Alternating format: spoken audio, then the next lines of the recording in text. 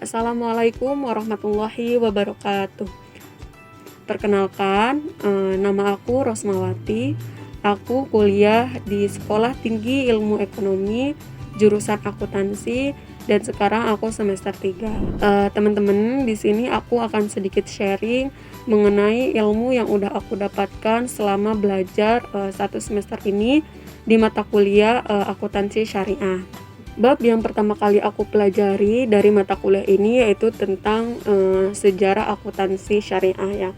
Singkat kata, sebelum Islam berkembang, pada saat itu telah dipergunakan akuntansi dalam bentuk perhitungan barang dagangan oleh para pedagang tentunya. Nah, dari sejak pergi berdagang sampai pulang kembali, perhitungan dilakukan untuk mengetahui perubahan-perubahan untung ataupun rugi serta adanya pencatatan piutang. Nah, pencatatan pada saat itu sangatlah sederhana sekali teman-teman. Ketika Islam mulai berkembang, Allah telah memerintahkan kepada kita untuk mencatat transaksi tidak tunai, yaitu dalam surat Al-Baqarah ayat 282 yang artinya, Hai orang-orang yang beriman, apabila kamu bermuamalah tidak secara tunai untuk waktu yang ditentukan, hendaklah kamu menuliskannya, dan hendaklah seorang penulis di antara kamu menuliskannya dengan benar. Dan janganlah penulis enggan menuliskannya sebagaimana Allah mengajarkannya, maka hendaklah ia menulis. Dan hendaklah orang yang berhutang itu mendiktekan apa yang akan ditulis itu. Dan hendaklah ia bertakwa kepada Allah Tuhannya, dan janganlah ia mengurangi sedikit pun daripada hutangnya.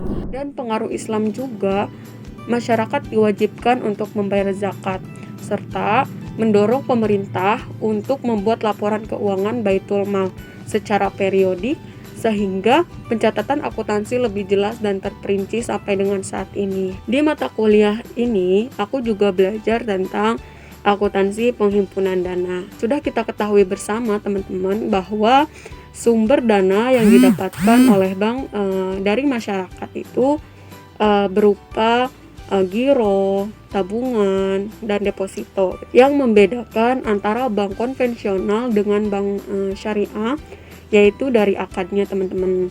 Nah, bank syariah menggunakan dua akad yaitu akad wadiah dan akad mudharabah.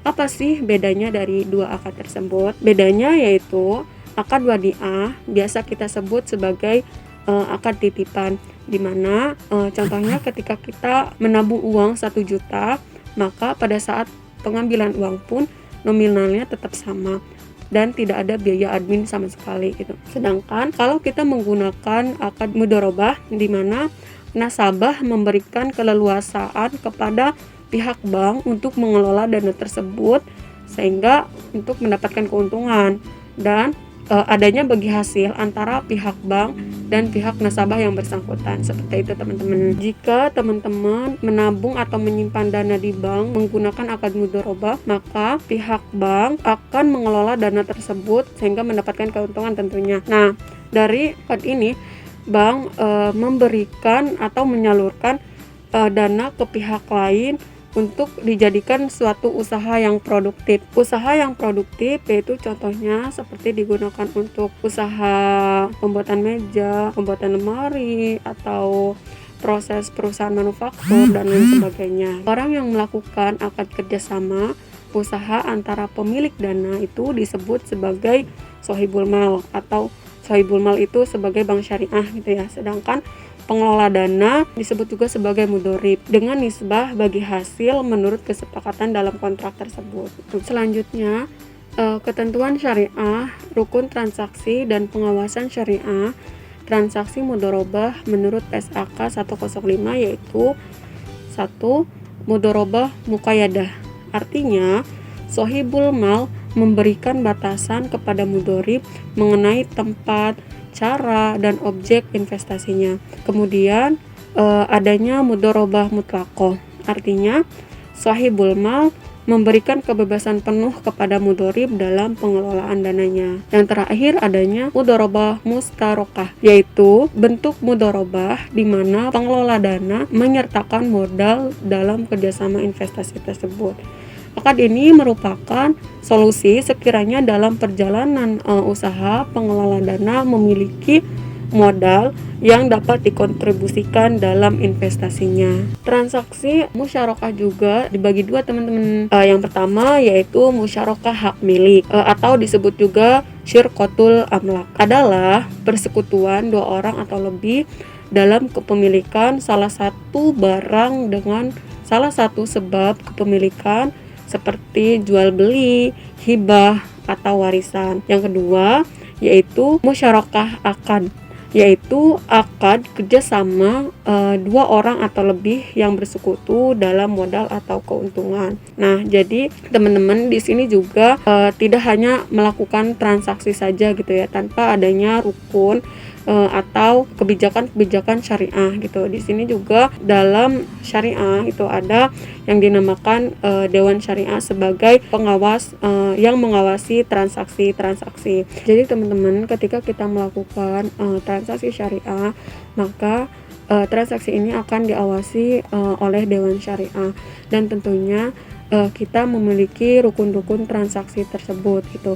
Yang pertama, rukun transaksi dari akad yang kita laksanakan yaitu adanya transaktor. Transaktor itu yaitu pemilik modal dan pengelola. Nah, kedua adanya objek. Objek di sini itu adanya modal dan usaha serta adanya ijab kabul, teman-teman. Teman-teman, aku juga belajar tentang transaksi istina. Istina itu adalah kontrak jual beli dalam bentuk pembuatan barang tertentu dengan kriteria dan persyaratan tertentu yang disepakati oleh pemesan. Contohnya, aku mesen rumah atau proyek pada bank syariah, misalnya kepada bank syariah. Nah, dengan kualifikasi seperti rumahnya harus begini, tanggal selesai proyeknya harus tanggal segini, kualifikasi rumahnya harus begini gitu. Jadi sesuai dengan kualifikasi yang pemesan inginkan gitu, teman-teman. Dan untuk pembayarannya pun bisa langsung atau bisa menggunakan uang muka, dicicil atau bayar pada saat proyek sudah selesai dilaksanakan. Ketika akad aku dan pihak bank sudah selesai, maka pihak bank tentunya akan mencari orang atau mandor untuk melaksanakan proyek tersebut. Jadi di sini adanya pihak ketiga antara pihak bank syariah dengan pihak mandor gitu untuk melaksanakan proyek yang aku inginkan gitu. Maka itu disebut sebagai istigna paralel, teman-teman gitu. Nah, aku juga belajar tentang akad ijaroh mutahiyah. Akad ijaroh mutahiyah bitamlik merupakan transaksi sewa menyewa yang diperbolehkan oleh syariah.